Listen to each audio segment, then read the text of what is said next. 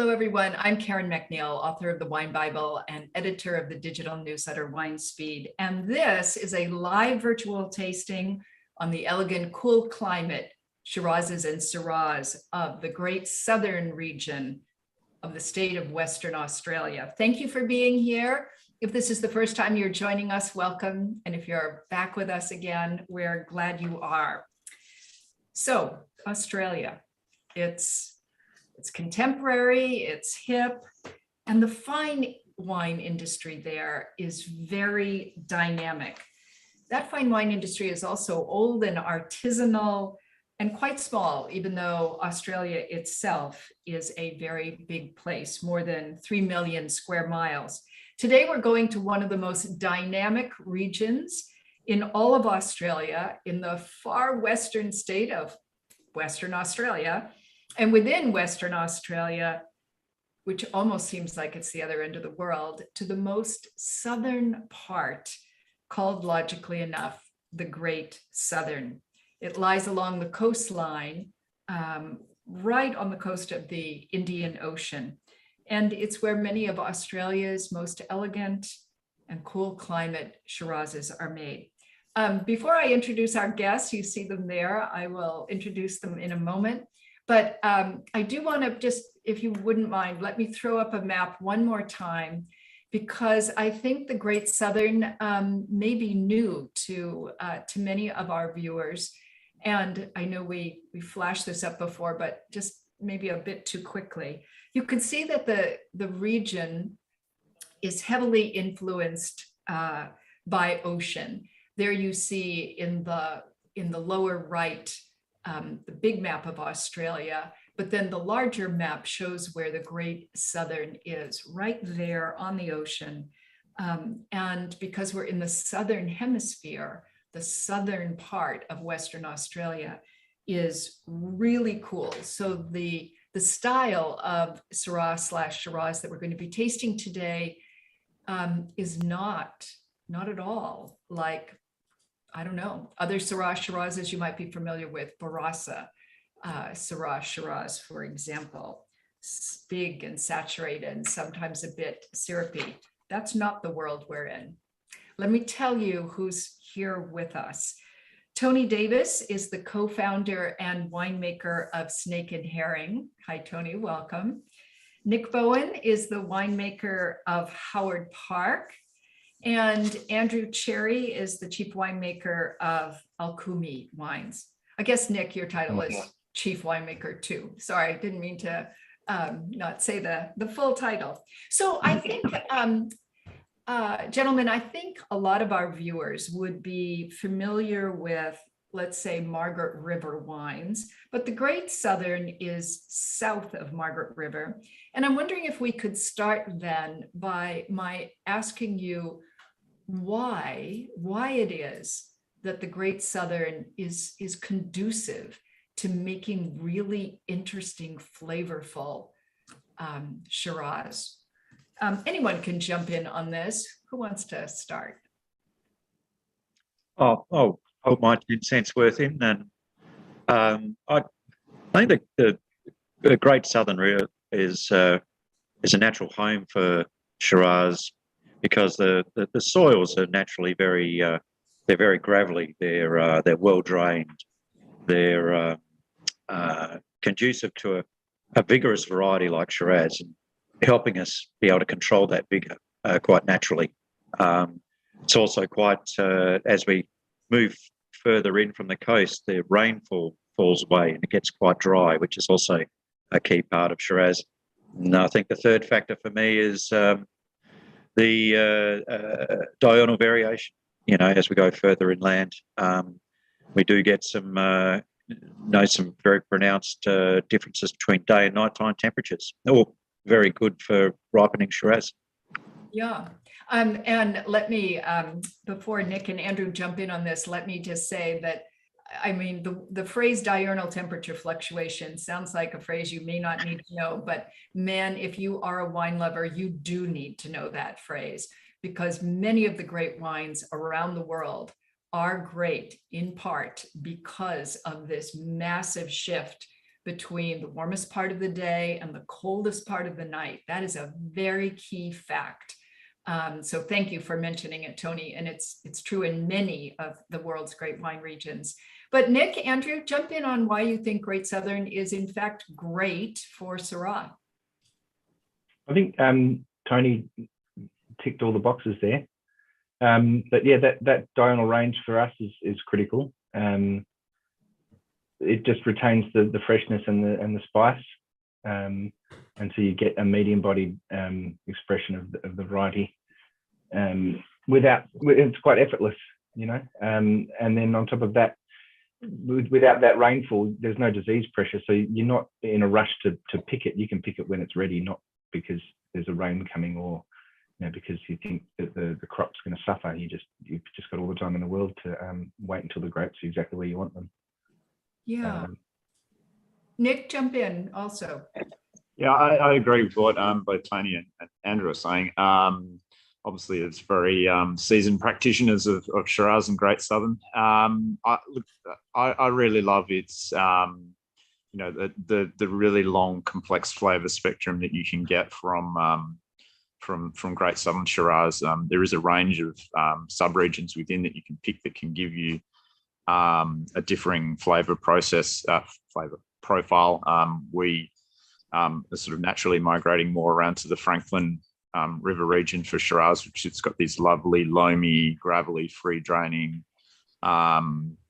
soils. As Andrew mentioned, you do have the luxury of having a pretty generous pick window in there as well. We're not usually challenged too much on weather events. It seems to Franklin and to an extent, markets tend to miss some of the sort of summer storms that come down through the centre of Western Australia. And then that lovely moderating, almost set your watch at 4:30, 5 o'clock Southern Ocean breeze that comes up into Franklin River and cools everything right down. Gives us some really elegance and flavour. I've been making wines in South Australia sort of for not the last 10 years, but previously for around 10 years, and it was really fantastic to come home recently to Western Australia and rediscover Franklin and Great Southern Shiraz, and I think it's probably one of the wine styles I migrate naturally at home to be drinking. Because they're a bit more medium bodied, they're very aromatic, and the tannin profile is sort of quite gravelly. They really remind me of that sort of Northern Rhone style Shiraz. So Nick, let me stop you there for a second, because I've been tasting the three of yours wines, and we're going to taste them together in a minute after we talk about your wineries. But as I tasted them, I thought to myself, "Whoa, wow, this is a really interesting region. So many things about it are naturally right. The free draining soils, the diurnal temperature fluctuation, the beautiful Mediterranean climate, the unspoiled landscape, all these things. But not many people know about Great Southern. Why is that? I mean, it seems like it's just coming into kind of lots of consciousness. I mean, I know in Australia you're well known because your wines have been winning lots of awards in Australian shows, but globally, I think maybe the wines are just starting to, starting to build excitement about them. Is it the critical mass of wineries, or? We've been, we just don't have the population of locals, and the tourism trade is I think quite a significant thing to point out. Is that we don't get the foot traffic because of our location, and so you just don't get people coming in and tasting it and spreading the word. So we do a lot of work trying to get our message out there, but ultimately, because we do export a little bit, but most of our production is in state, like maybe it's a parochial thing, but ultimately we just don't have enough to share around. So it doesn't get very far, but we do make a big noise, but there's just not a lot of it, I think is the takeaway. I think to an extent, I mean, the establishment of Great Southern actually predates Margaret River.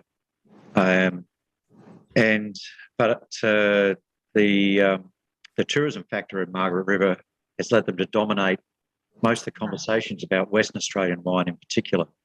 And I think it's a maturity thing. It's an experience thing. But I also think the styles coming out of Great Southern are more in fashion, more in vogue. And you know, I think interested wine drinkers are really seeking out those styles. Well, we are definitely happy to be talking about them today, because I think you're completely right, Tony. I mean, the style is right in keeping with what we hear a lot of people say in the US in any case, which is they want lots of flavor, but not so much of an alcoholic punch. And they don't want to be able to put a spoon in the wine and have it stand up, right? They want something a little bit more refined than that. Let's go into, I want to share with viewers a bit about each of your wineries. I want you to share, not me. So just a short paragraph about the history of your wineries. Nick, let's start with you, because I know you were also born, you yourself, in the Southern, the Great Southern, I believe. But tell us, if you can, just a few sentences about Howard Park and the founding of it. Yeah, sure. So Howard Park started in 1986 by John Wade.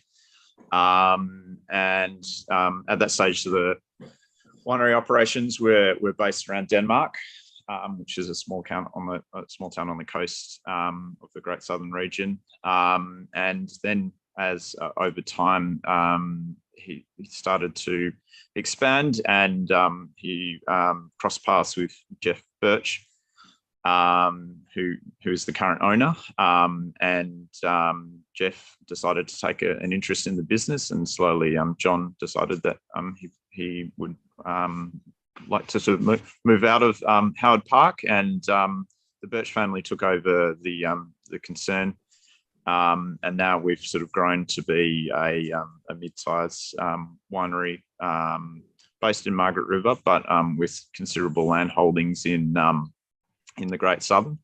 So yeah, we as a winery, we're sort of a dual region specialist, but certainly the Shirazes and Cabernets and Rieslings that we take out of the Great Southern are things that we're very passionate about, and I spend a lot of time in vintage, driving back and forth and making sure we're getting our picking decisions and dates right, and making sure we're setting the vines properly for the wine styles that we like to make. So we have a varying range of different wines from the Great Southern as well, and the Flint Rock is one of them, as well as our top Shiraz, the Scottsdale, which both sort of more migrating to that Franklin sort of sub-region. Okay, well, hold that thought on wines. We'll get there in a moment. Sure. Tony, may I call you Snake? I mean, that's your nickname, right? Oh, you can. It's just don't call me Herring. Well, these are the nicknames of you and your partner, right? Yes, absolutely. So it's probably not for family television or viewing to hear how you got the nickname Snake. That's a whole other story that probably should be told in a bar late at night. But tell me about the history of the winery. Okay, so my first real job as a winemaker in the wine industry was in Mount Barker in the Great Southern back in about 1993, and so essentially that was my start in the wine industry. It was in the Great Southern. And I'm an Adelaide boy, so I had to move quite a way to get there. And after a few years there and apprenticeships, and then moving on to other regions and other countries and making wine, I ended up back in Western Australia. And after a couple of senior jobs, decided to start my own company about 12 years ago. And myself and the Herring, we were both at about the same stage in our careers, our lives, and what we wanted to do. So it made sense to align, and we put together Snake and Herring. And it's based on sourcing the best fruit we can out of both the Great Southern and Margaret River. And it was always going, the first wines we made were from the Great Southern. There was Parongarup Riesling, there was Mount Barker Syrah, there was Mount Barker Pinot Noir. And from there, we grew and grew.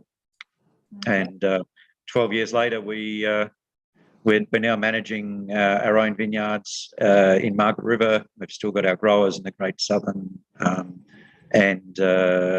We're exporting into the US predominantly. Excellent. We're all happy about that here.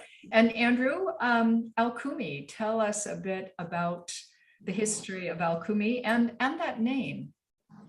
Yeah, so Alkoomi means a place we chose in the local Aboriginal dialect.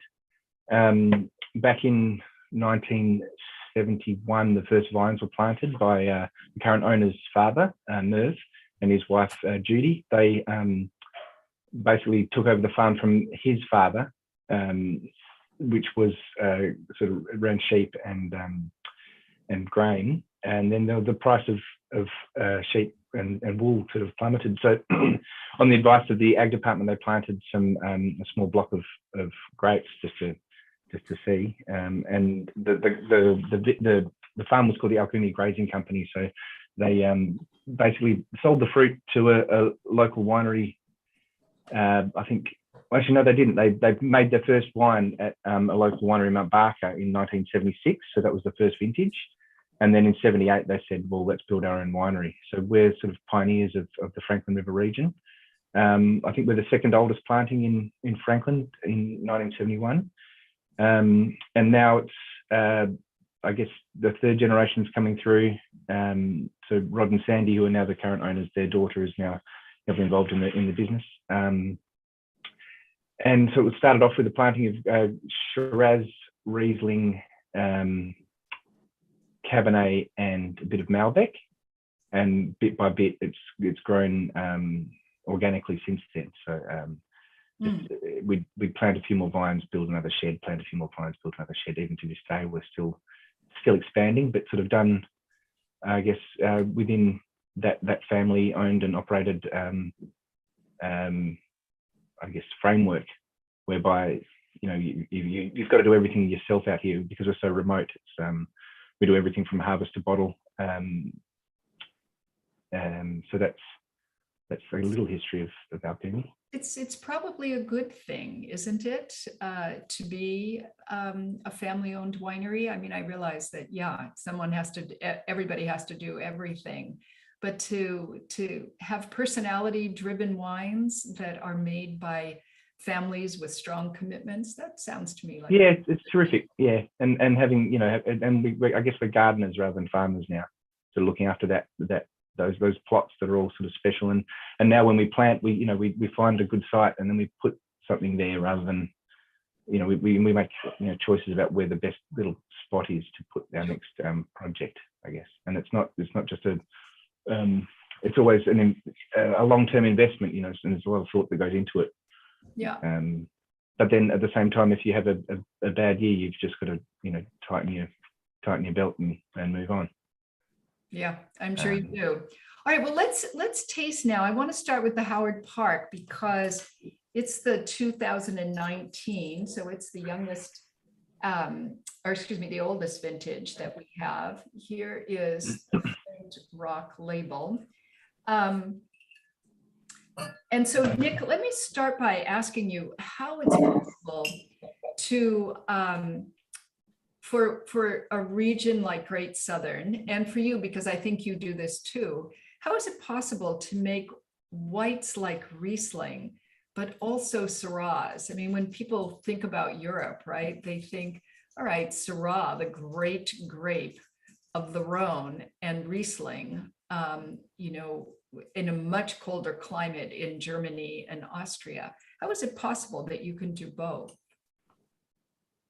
I think for me, Riesling's one of the great varieties of transmitting where it's grown explicitly, and the Great Southern has this a fantastic range of different geographies and geologies, and in particular, we sort of like to get our Rieslings from around the Prongerups region, which has these lovely sort of eroded granite soils, and that has quite an influence on particularly the acid development of Riesling.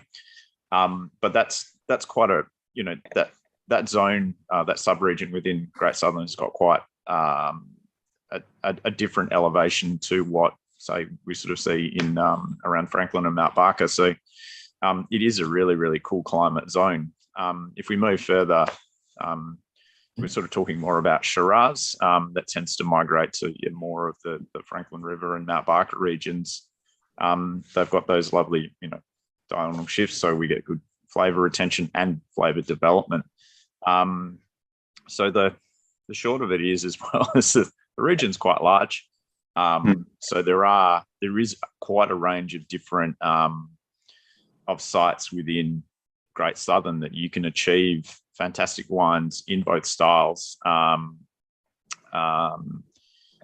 in both varieties. And I think that you know, sometimes within European winemaking zones, there is a constraint and restrictions around what you're physically allowed to grow. And I often wondered what, you know, a Chardonnay out of Bordeaux might be like, Yes. given we produce fantastic Margaret River Chardonnay.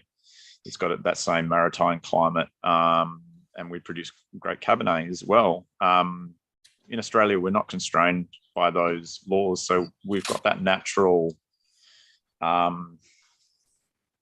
inquisitive nature to go and try different things, and that's we're starting to see some emergence of some fantastic old sort of Italian varietals within the Great Southern, and some of the lesser known sort of French varieties that will pop up as well, sort of things like Mourvèdre or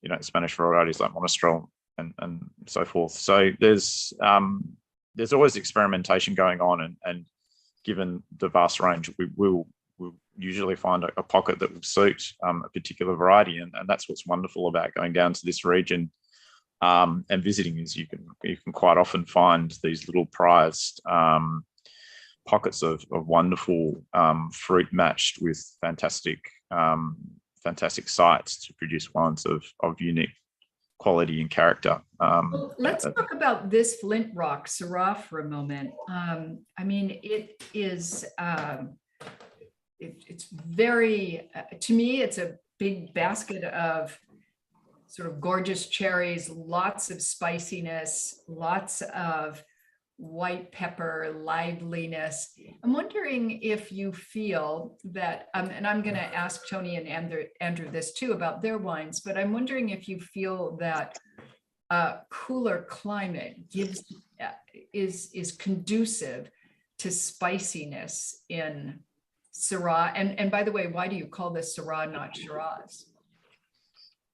I'll answer the latter one first. In terms of Syrah, it's very much probably a tip of the hat to say that this is a lighter style of wine, and to that end as well, that cool climate, yes, very much promotes the spice white pepper characters that you're talking about. We also include a little bit of bunch, which naturally will express that those sort of ground dried spice characters naturally. That's sort of intertwined into the winemaking that we do on this particular wine.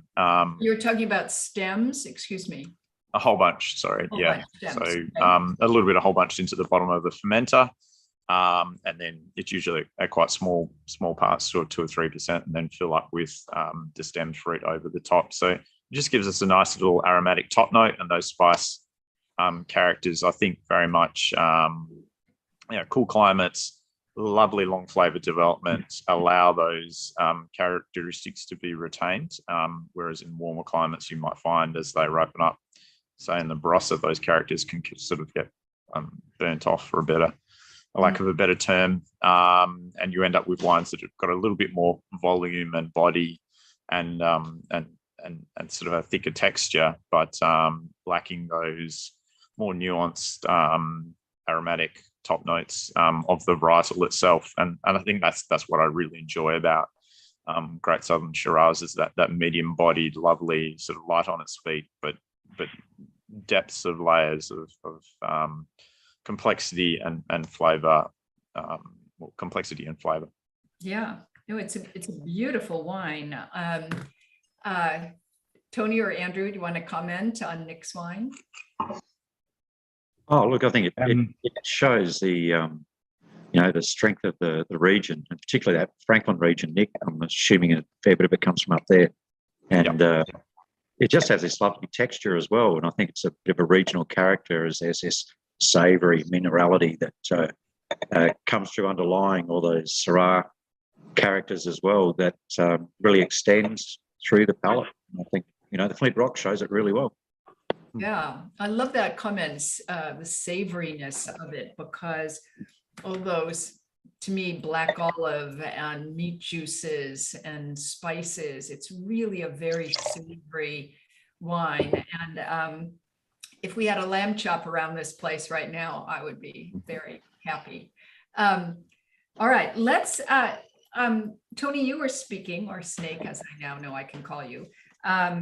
Let's go to your wine. Let me hold this bottle up. This is the Snake and Herring 2020. If you're joining us from the US, we have all of these wines available in the United States. So tell us about this wine. Okay, this wine's predominantly from the Mount Barker subregion, which is a little bit further south than Franklin, but it does have about 25% Franklin River Shiraz in it as well, or Syrah. We like that Mount Barker subregion as our core component, because it seems to, for me, it gives a little bit more lifted red fruits and a little more in that pepper range of spice, and then we can get a little bit more fleshiness from the Franklin material. We do a component of this is whole bunch, like the Howard Park as well, but 100%. We do about 10% of the entire wine is 100% whole bunches, similar to I've worked in Beaujolais and the way they treat Gamay there, we getting that carbonic maceration character is really interesting and really lifts the spice in cool climate Syrah. Yeah, let me say for everyone viewing that whole bunch fermentation means exactly what it sounds like, where instead of just the grapes being put into the fermenting tank, the entire bunch is the grapes and the stems that connect the grapes, called the rachis. And those stems also have to be ripe, just like the grapes.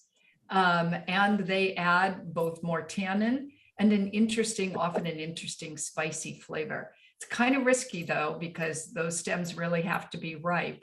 So winemakers are usually really careful when they do this. And also because they don't want to completely blow out of the water the tannin structure of the wine. And those stems do add tannin. Let me go back to you on this, Tony, because I found it true in Nick's wine, the Howard Park as well. But the tannin here is beautiful. There's no aggressivity of tannin. What do you put that down to? Oh, I think that effortless ripening we get in the Great Southern. We're not hanging Syrah out for weeks and weeks waiting for tannin ripeness to catch up with flavour ripeness.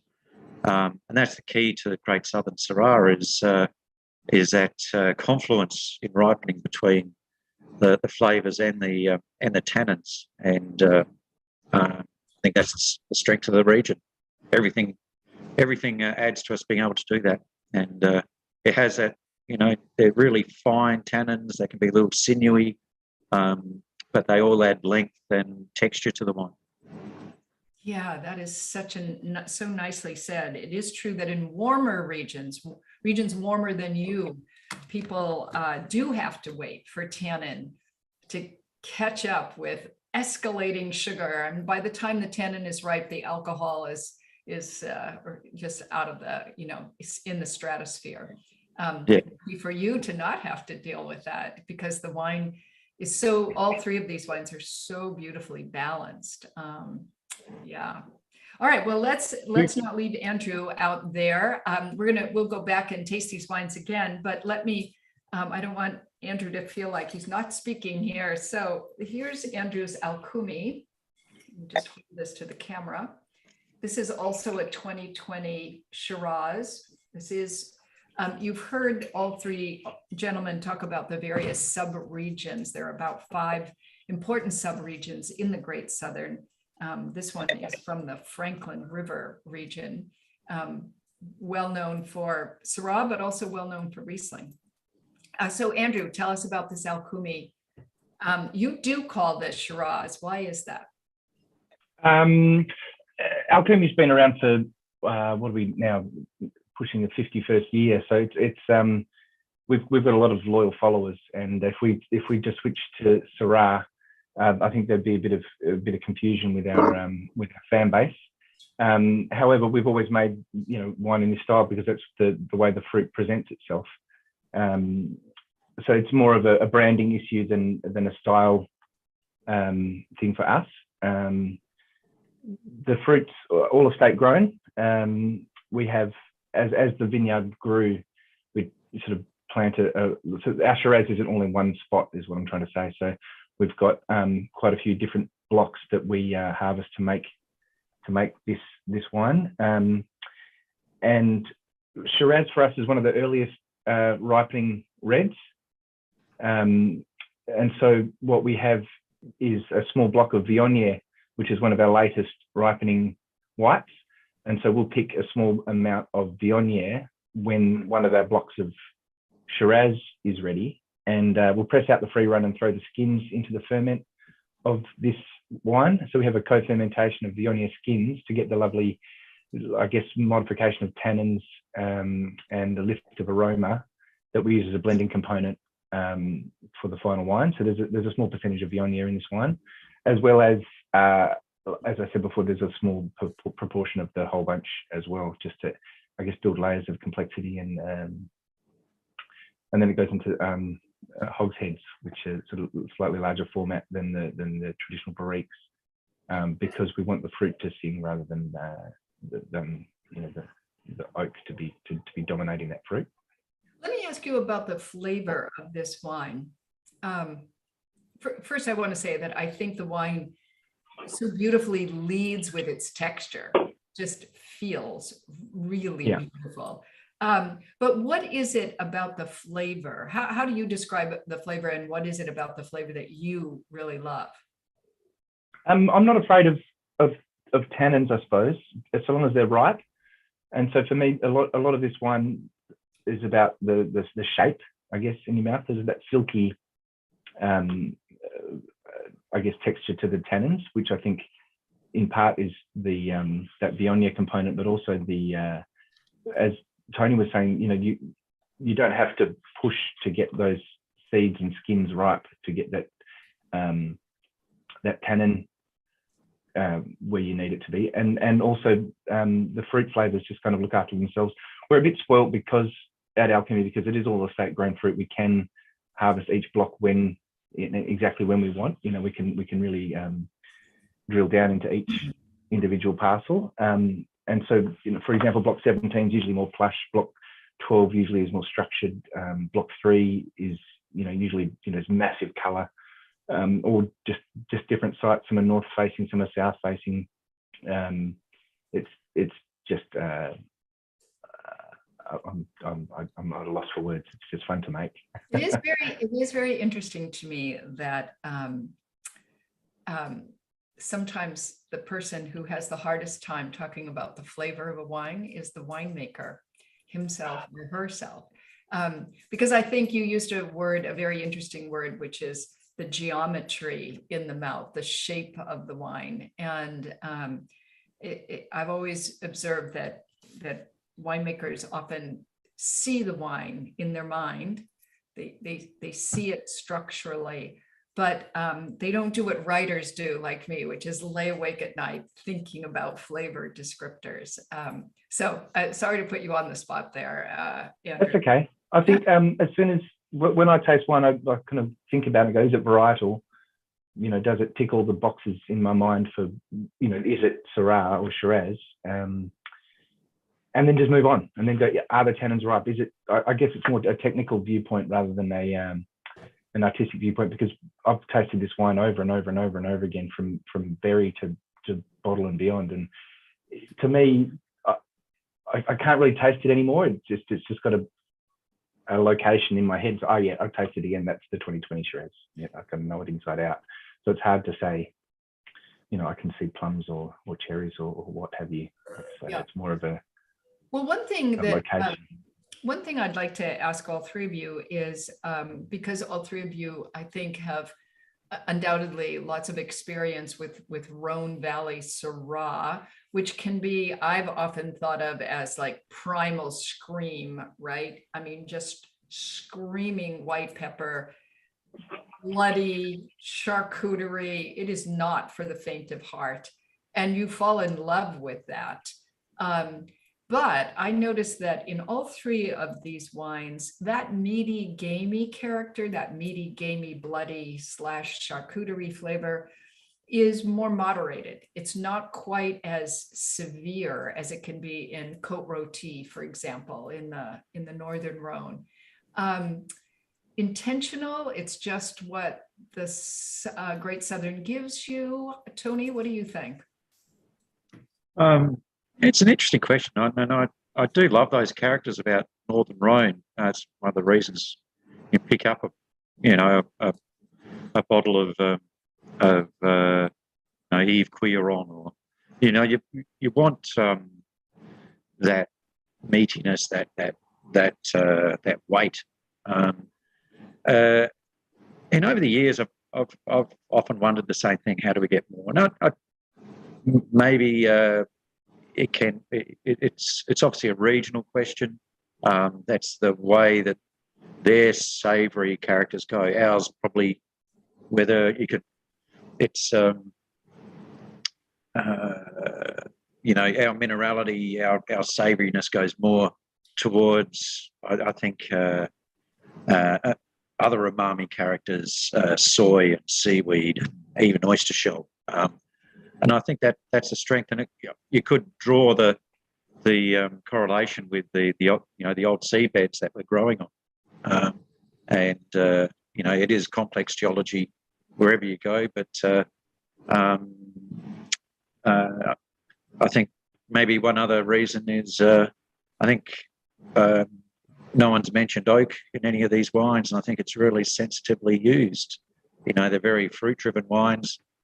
The oak is again another seasoning. It's not a style, and I think that it's very well handled. And those bigger wines out of the Rhone tend to have that charier oak sometimes, especially as young wines, and that helps, I think, contribute to those sorts of charcuterie kind of characters. Could be absolutely a confluence of barrel character. Thank you all for also having screw caps. All three of these wines are in screw cap. We're like, yes, thank you. We love screw caps, as I'm sure lots of listeners watching do. Let me ask let me take the conversation in a different direction for a minute.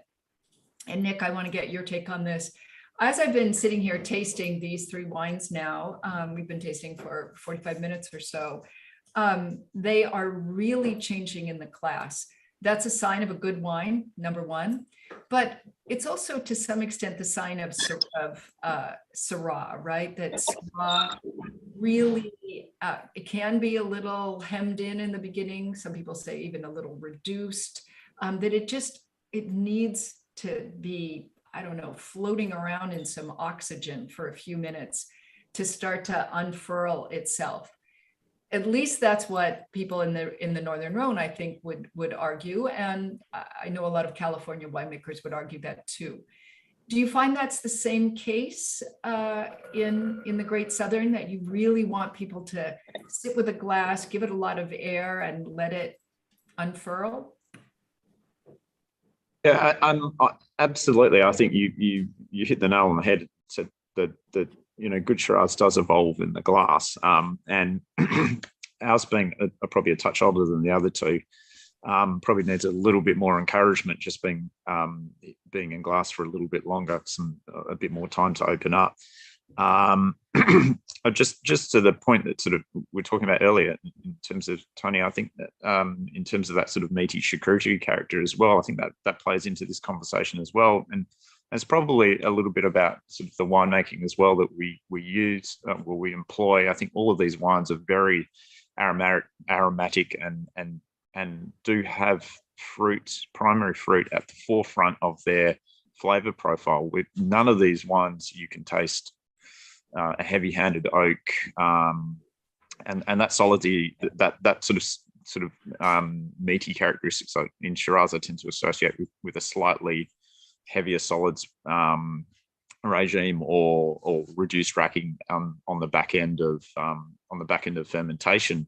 Like you can see in some of their own styles, they'll get that. They'll go for extra texture by leaving them on solids or a higher solids load for a little bit longer. I think certainly our approach is to keep these wines with that fruit, those fruit characteristics at the front. So we will take them away from its solids and earlier, and allow the vineyards to speak louder. And I think that's out of these three wines, that's what we're seeing, vineyards speaking earlier. But sort of coming back to your point, these wines certainly a little bit of time in the glass, or potentially even a decant on the 19 is going to allow these wines to express even more. Quite often I'll put sort of something like this on the bench and have a glass at night, and then come back and have a look at it the next day. But I suppose you can, to advance that process, decanting is usually a good way to go. But I find these wines fantastically bright and approachable out of the glass, out sort of fresh out of the bottle, and then a little bit more time if you've got the patience. Quite often I don't. It's particularly like some of the wines of Alkoomi. Of course, one of the most fascinating things, right, is to pour yourself a glass, have it now, but then watch it over the course of several hours. Sorry to interrupt, Nick, but we have a question from Heather that I think is germane to the current conversation, which is if you could each just say how long your wine spends on oak, is aged with oak, and new or not new, because to pick up on what Tony said, all three of these wines none of them show any kind of planky, heavy-handed oak. So, Tony, let me start with you. How long is the Snake and Herring? What kind of oak and how long? We're typically 12 months in 500-litre puncheons, and we'd use 20 barrels than barriques. Yep. Yeah. And typically 25 to 30% new. Depending on the year, 1 in 4, 1 in 3 will be a new puncheon. And we just like that. Keeps the wine fresher for us, and that oak influence is there, but it's the surface area to volume ratio means it's restrained. Right. Yeah. Lovely. Andrew, what about the Alkoomi? How much oak? We use French oak hogsheads, so they're slightly smaller than the puncheon, larger than a barrique. And we only use French oak. We've done some trials in the past with American oak. We found that the French oak kind of accentuated the spice that we were chasing, rather than dominating with any oak flavour. But we generally go with about 20% new from a handful of coopers, mostly as a storage vessel rather than a flavouring. I mean, the flavouring's there and it's good, but if we go with 20%, we tend to try and keep barrels for 5 years, and therefore you've got like a 5-year rotation, provided yields are intact, and it's more of a program of storage. So for me, that meaty character, going back to that, I think, yeah, it's definitely about the leaves and the solids, and it's also about it's quite a reductive variety. So that to me is a reductive character. And so putting it in barrel as the storage, you get that micro-oxygenation, the maturation in oak that allows these wines to kind of to breathe a little bit, and Definitely. they don't get too stinky, and that meatiness stays meaty. It doesn't sort of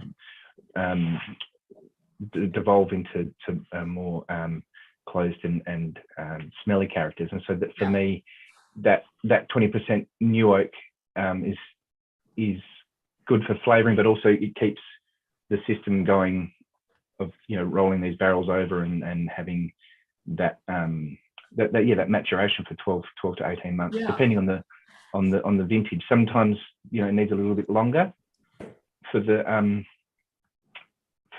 for the wine to kind of come together, I guess, in terms of where you need to be, in terms of where the fruit's sitting and where the structure is. And sometimes, you know, it's 12 months and you're away. All right. And Nick, the Howard Park, how many months in oak and French or American? This one we tend to really step back a bit in terms of its oak influence. So really only about 5% new oak.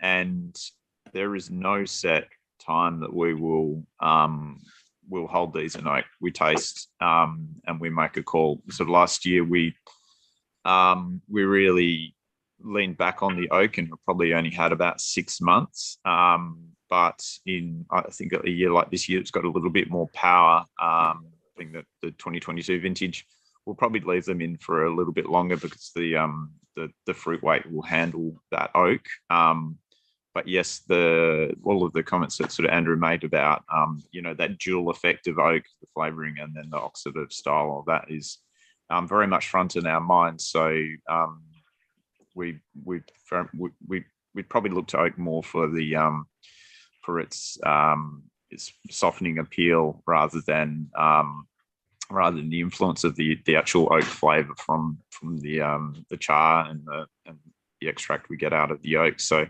that's why we tend to keep it quite small, and that sort of very much blends into the ethos how I like to make wines. It's to keep the fruit forward so that we're expressing the sites that it's coming from. I don't want to drink a Cooper, like a particular barrel maker. I want to drink the vineyard that it's coming from. So that's the approach that we look to take. And I think all of these wines are very much expressing the sites that they come from. And it was, you know, wonderful for Tony's wine to see a little bit of that Mount Barker red fruit and sort of taut acid line that you get from that region, and then combined and sort of juxtaposed against the two Franklins and differing approaches to winemaking. You've got this really, you know, multifaceted showroom of what the wonderful world of Great Southern Shiraz can be. Yep. I want to say one comment and then I've got a last question. But the comment is, I loved this statement of Nick's, the softening effect of oak. I mean, I think, at least here in the US, we've grown so accustomed to thinking of oak as a flavor, but we neglect to think about its original purpose, which was to gently allow a little exchange with oxygen and to allow a wine to just expand, to open, to become itself by that gentle exchange with oxygen apart from any flavors of new oak. And so that age-old traditional benefit of oak, and especially of used oak, is so very apparent here. And Syrah, I mean, we kind of know Syrah loves that, right? It loves a little bit of exchange with oxygen. So the last question is, though, pairings. I mean, we know what people in the Northern Rhone would do, right? They would just get out the lamb chops, as I said earlier. We know what people in California would do. They would get out the lamb chops from New Zealand. So sorry, guys. What about in the Great Southern? What do you drink Syrah with? A lot of lamb grown in the Great Southern. Yeah. There's also a lot of there's also a lot of really good beef as well. I think that, you know, those two things are probably going to be natural partners for Shiraz for me. Something quite rare, because these wines are quite light on their feet. That slightly rarer cut of a lovely piece of beef from the Great Southern would be probably what I'd be migrating to. Well, I can't wait. And I guess at the moment, lastly, yes, sorry, Andrew, go. Well, at the moment it's bacon and eggs. Well, it's breakfast. We're drinking Shiraz for breakfast right here now. Yeah. Oh my God. Well, it is morning. Yes, it might be 5 o'clock in the morning. Thank you guys for getting up. Oh, wow. Bacon and eggs. Okay. Bacon I can understand. I'm not sure about eggs. Lastly, I want to say, I want to pick up on a phrase Nick used, which is light on its feet. Sometimes light on its feet can mean, that the wine is not so heavy in alcohol, right? That it's not weighed down by its alcohol. But it's also a sign that the wine has an aliveness, has a lit from within quality, a kind of vibrancy. You feel like there's, I don't know, it's maybe anybody in the wine business knows that wine can be alive. It can seem alive. It can also seem dead, by the way, unfortunately. So that light on its feetness is very evident in all three of these wines. All three of them are very lively and vivacious, and I think all red wines should be that. So thank you, gentlemen. I really appreciate your coming on tonight. Thank you for getting up early.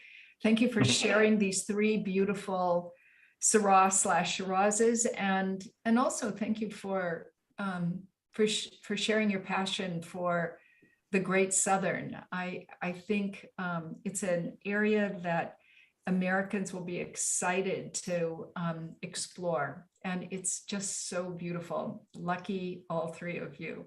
So thank you tonight. Thanks, Karen. Thanks, Karen. Thanks, Karen.